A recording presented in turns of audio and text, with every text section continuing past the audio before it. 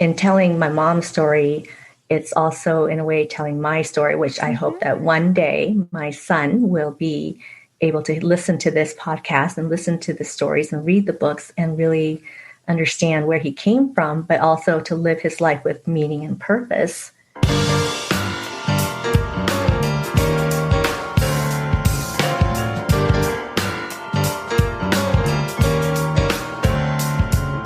What is it like to be born in Vietnam in the 1970s with a heart defect?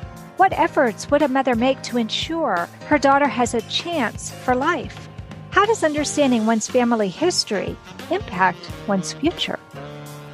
Welcome to Heart with Anna. I am Anna Jaworski, and I'm a heart mom and the host of your program. Today's show is Vietnamese refugee, author, and heart warrior, and our guest is Amy M. Lee. Amy M. Lee was born in Vietnam and immigrated to the United States in 1980. The fall of Saigon propelled her family to embark on a treacherous journey to America. She lived in Seattle most of her life and worked for large corporations like Microsoft and T-Mobile. In 2017, when Amy's mother passed, Amy quit her corporate career to write her mother's story. Snow in Vietnam was her debut novel, published in 2019. Amy is a Vietnam War survivor and a congenital heart defect warrior. Today, Amy is a full-time author. She resides in Oklahoma with her husband and son. When she's not writing, Amy volunteers for a child advocacy center and serves as president of Oklahoma City Writers, Inc. She loves experimenting in the kitchen, reading books, playing mahjong, and watching football. The Seattle Seahawks is her favorite team, not surprisingly. Or Ultimate Fighting Championship fights. Okay, that's got to be because of your son. That's not something I expected to learn about you, Amy. Welcome to Heart with Anna, Amy.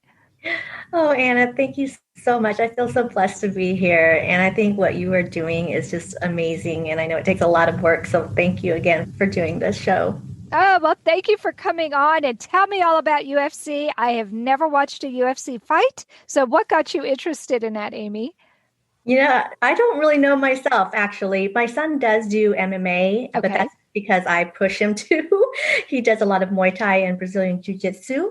Cool. I always loved the sport of cage fighting. I used to watch UFC back in the old days when it was when there was no rules in the cage. My goodness, I would never have guessed that of you, but I guess that's because I don't really know anyone who does that. Both of my boys took martial arts training when they were young. They did Taekwondo, so they weren't doing anything in cages.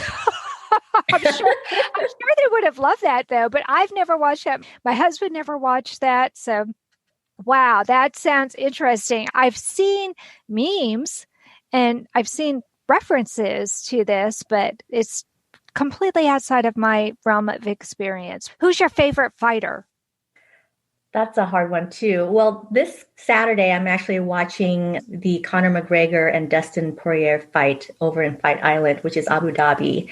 And I think it's UFC 257. McGregor is definitely one of my favorites. And I like his scotch. Oh, you like his scotch? Well, that doesn't hurt at all, does it? No.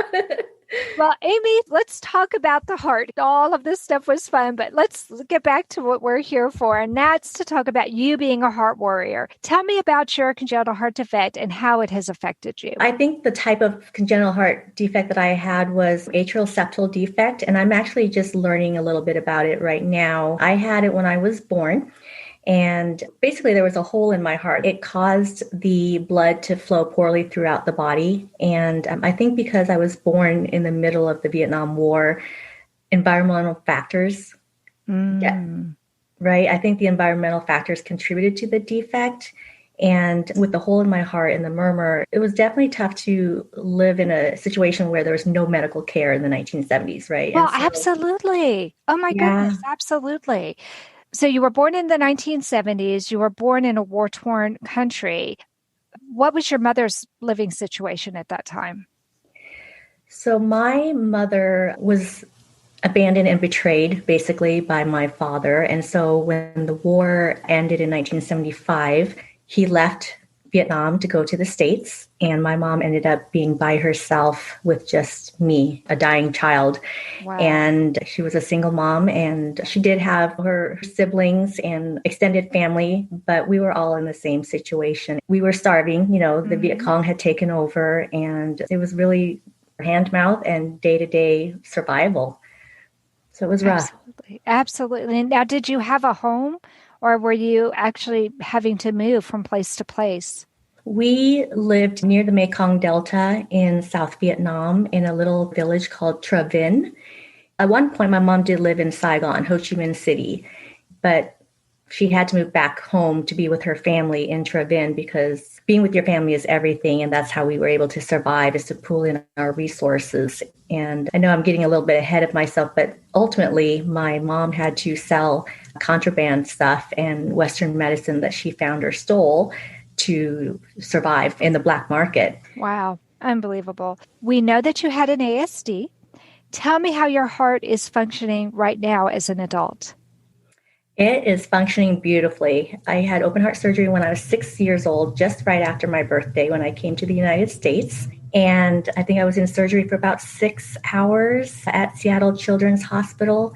And I was at the hospital for at least a week, but I was brand new after that. And even though originally I was told I wasn't supposed to live till past 5 years old after my open heart surgery, the doctors were like, come back and visit often, get your checkups. We want to make sure you live past 18. Aww.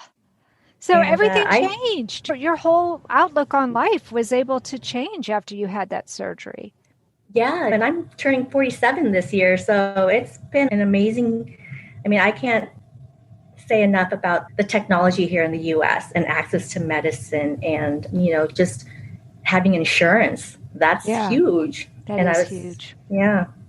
I was just listening to your previous podcast with your friend from India, and just to not have insurance or any medical support is really scary.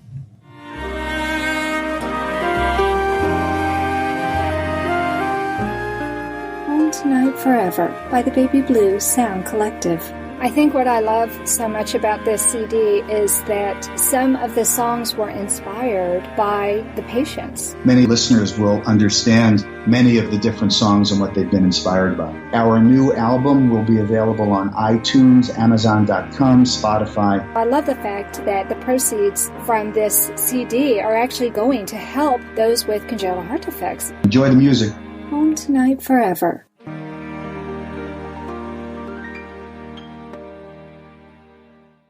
This content is not intended to be a substitute for professional medical advice, diagnosis, or treatment. The opinions expressed in the podcast are not those of Hearts Unite the Globe, but of the hosts and guests, and are intended to spark discussion about issues pertaining to congenital heart disease or bereavement. You are listening to Heart with Anna. If you have a question or comment that you would like addressed on our show, please send an email to Anna Jaworski at anna@hearttoheartwithanna.com. That's anna@hearttoheartwithanna.com. Now, back to Heart with Anna. Amy, in the first segment, we talked a little bit about you and your mother being in Vietnam and you coming to the United States, but I want to get a little bit more specific in this segment. I know you didn't come alone to the United States, but you actually had a cousin who came too, right? That is correct. My cousin Tree, who was 17, he's 12 years older than I am. So what are your strongest memories? Because you were still a very little girl when you came over. What do you really remember from that trip? I had a happy childhood. It wasn't until I was older in my teens that I started to feel unhappy about how things were going. But I will say that my strongest memories of coming to the United States was flying on a 747 Boeing airplane and sitting up in the bubble with a movie screen and all the food I could eat and drink. And yeah, because it was different in the 70s. They brought you peanuts and they brought you food. Right? I mean, today they charge you for every little thing, but not in the 70s. Oh, yeah. Oh, yeah. It was luxury. When you come from war-torn Vietnam to that, it's just amazing. It was the first time on an airplane. And when we landed, it was so cold because we were in our tropical clothes and we were so used to that kind of Yeah. weather. Right. Right? Yeah. Hot and humid to cold, rainy Seattle. But our sponsors were amazing. And that's one of my best memories. So talk to me about your sponsors, because I think you're the first person that I've interviewed who actually came as a refugee. I've known of some other people who came to get care for their heart defects, but they weren't actually refugees. How did you get to the United States? So when we were living in the Galang refugee camp in Indonesia, we ultimately got sponsored, my mom, my cousin, and me. And we were sponsored by a Presbyterian church in Kent, Washington. And when we landed in Seattle, the whole church came out to greet us. And we met our sponsors, Mr. and Mrs. Van Zwol. And they took us in and we lived with them for a while until we found our own housing. They have since passed, but I just recently connected with their son and their daughter after all these years. And yeah, it's amazing. Wow. So without the sponsorship, we would have had no way to navigate in the United States and learn the matrix of the culture and laws and all that stuff. So did your sponsor also know Vietnamese? No, they were good old Americans, meat and potatoes kind of people, Christian families. I love your description. And it was great because we taught them how to eat certain Vietnamese foods. I mean, they didn't know what to do with us. So we love rice. We're the meat and rice kind of people. And so it was a nice cultural exchange. And I remember being 5 years old and my sponsor, who loved blue cheese, would give me a big morsel of it. And I just gagged and it just ruined me for years. I could not eat blue cheese. I can't eat it either. I know. I cannot eat blue cheese. I like feta, but... Oh, I love it now. Do you love it now? I still don't like it. I love it now. Oh. Mold on your cheese. It just doesn't seem right. And my husband loves it. Well, oh yeah. It's an acquired taste. So this was a Christian family that took you in. So did you belong to their church? Yeah. My mom, who was originally Buddhist, then became Catholic, came to the States and went to their Presbyterian Christian church. But she remained a Catholic and I was just an anomaly. And then when I got older, I decided to follow Catholicism as well. How interesting. Yeah, there are some really good things that the different churches do, the Catholic churches or the Christian churches, in going and rescuing people. But you don't hear a whole lot that they're rescuing them because they have a heart defect. And that really wasn't the case. They didn't rescue you only because of that. Otherwise, they wouldn't have brought your cousin, right? Yeah, I really don't understand why they sponsored us. We were only a family of 3, which maybe that helped because it does cost a lot to sponsor. And if you have a big family of 8 or 12, then chances are you will have to wait longer or get split up. And there's been families that go off to different countries only to reunite many, many years later. It would be so heartbreaking. Yeah, but I think my heart defect probably played a part in getting sponsored. Seattle Children's Hospital, I think, is one of the best out there. And we were very fortunate. I turned 6 years old in July, and in August, I collapsed and ended up at Seattle Children's to have my open heart surgery. My doctor was Dr. Hall, and I don't know anything more than that. So I've been looking for him or her for a while. And so if he's out there or she's out there, I would love to If you're connect. out there listening to this show and you remember this sweet little Vietnamese girl and you're wondering what happened to her, we have a success story. Let's bring you together. That would be such a cool show. Oh my goodness. That would be so amazing. You were 5 years old. You came here. You were 6. You collapsed. How terrifying must that have been? Yeah, I collapsed a few times actually, but one particular situation where I felt faint and collapsed and fell down a flight of stairs. Oh, no. Yeah, and that was what got us rushed to the hospital. And I will say, though, that one good thing that came out of it was, other than a new heart, obviously, but I learned my first English word there, and it was the word 7-Up because... That's what you wanted to drink. Yeah, it was either milk or 7-Up, and milk did not taste good to me. Yeah. Yeah. Oh my goodness. Well, yeah, especially in your country, you probably didn't drink milk after No. you weren't nursing. It would have tasted strange. Of course, Yeah. 7-Up would probably have tasted strange too, but in a But different way. sugar. It's got Yeah. sugar. Yeah, absolutely. Your cousin, who was 17, so quite a bit older than you, and your mother, and you all were so brave to come to the United States. You settled in Seattle. Tell me about what life was like. You said you stayed with your sponsor family until you could afford your own place. Did you move into a Vietnamese community after that, or what was your life like?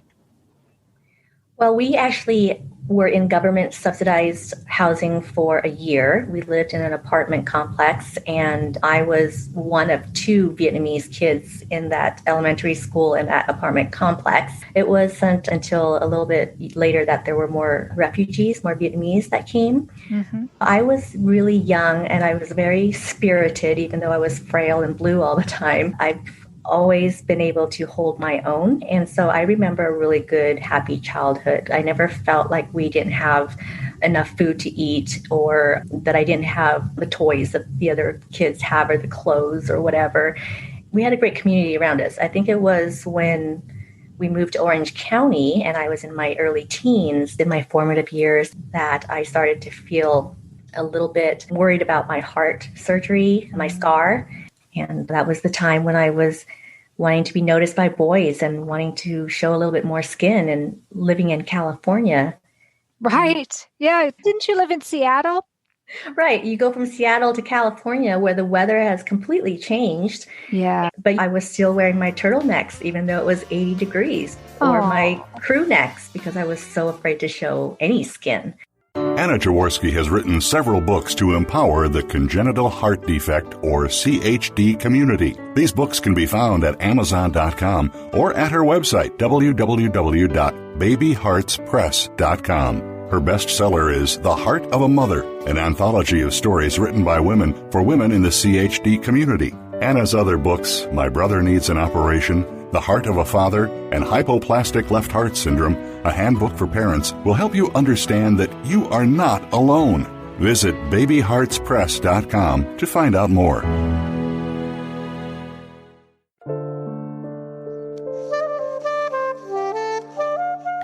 Heart to Heart with Anna is a presentation of Hearts Unite the Globe and is part of the Hug Podcast Network. Hearts Unite the Globe is a non-profit organization devoted to providing resources to the congenital heart defect community to uplift, empower, and enrich the lives of our community members. If you would like access to free resources pertaining to the CHD community, please visit our website at www.congenitalheartdefects.com for information about CHD, the hospitals that treat children with CHD, summer camps for CHD survivors, and much, much more. Right before the break, Amy, we were talking about those awkward teenage years. And you are not the first person to tell me that you didn't want your scar to be shown. That just seems to be so common. When did things start to change for you? Or maybe have they not? It was when I came back to Seattle and finished high school and went to college that things changed for me. I actually reconnected with my first boyfriend that I met in California after being separated for a few years. And he was the one that really helped me to believe in myself and what I had survived. And he made me see that my scar was a warrior scar, that it was the reason why I was here. And little by little, that turtleneck became a crew neck, became a V-neck, and still no bikinis, though, but I'm there. Well, I love that. It seems like he was very supportive. And was he also instrumental in helping you recognize the value of your mother's story? No, not necessarily. I think really it was my cousin, Tree. Okay. When I wrote my first book, he was instrumental in helping me to piece all the things together. And my mom had passed away, and that's why I decided to become an author, to write her book. And I didn't have any of the information, just little bits here and there. So he was truly instrumental in getting my story written. Are the two of you still very close? We are. He lives in Seattle with his family. I'm here in Oklahoma, but we connect often. And he's not on social media at all. So it's really up to me as the younger to pay tribute to the elder by calling him and texting him and what have you, visiting him. But yes, we are definitely very close. And it's a little bit challenging though, because of our age difference and because his Vietnamese is way better than than mine, and vice versa. My English is way better than his. So we stumble along, but we manage when we communicate. That's interesting. So even though you grew up together, I guess by the time he got here, he was already a young man. How long did he stay with you and your mother before he went off on his own? Not very long. When we came to the States, probably within the first 6 months to a year, he was starting to float out on his own. And he hated school. He didn't have any friends, didn't learn the language, Sure. missed his family back home. And he was always looking for something to do, someone to connect with. And ultimately, he found those people out on the soccer fields. Interesting. Yeah. So I'm so happy he found them. Otherwise, I think he would have ended up in jail. Oh, no. You see that happen with young men. I'm curious, if he had family in Vietnam, why did he choose to come with your mother and you to the United States? He had no choice, actually. My mom left Vietnam to obviously find medical care for me, but my uncle, who was afraid that the situation was getting worse in Vietnam, he felt that it was worth the risk to send his oldest son with us.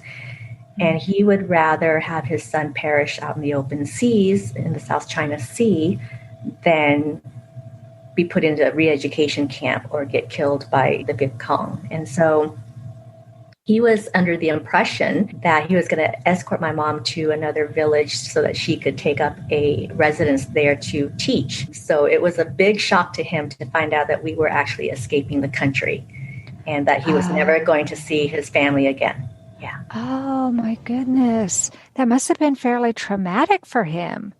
Yeah, it was very stressful. But if you read my book, you'll understand what an amazing person he truly is, because he was the main reason that we got as far as we did, because he's so resourceful. He was never educated in school. I think he dropped out of school because of the war and the propaganda and everything. Sure. Pretty early on. And so he was very street smart, very resourceful, helped us to find money or gold when we didn't have any. My favorite story that he has told us was when he found some morphine at a local hospital, which was just basically across the street from where we lived. And he sold that on the black market for so much money, and that helped our family get by for a while. Wow. Well, I know from having listened to you on another podcast, which is how I came to know you and how we came to connect, that you were on boats. You just told me that you came over on a plane. So I have a feeling there were multiple means of transportation. Tell us about how you were able to escape initially, because it wasn't on a 747, if I'm not mistaken.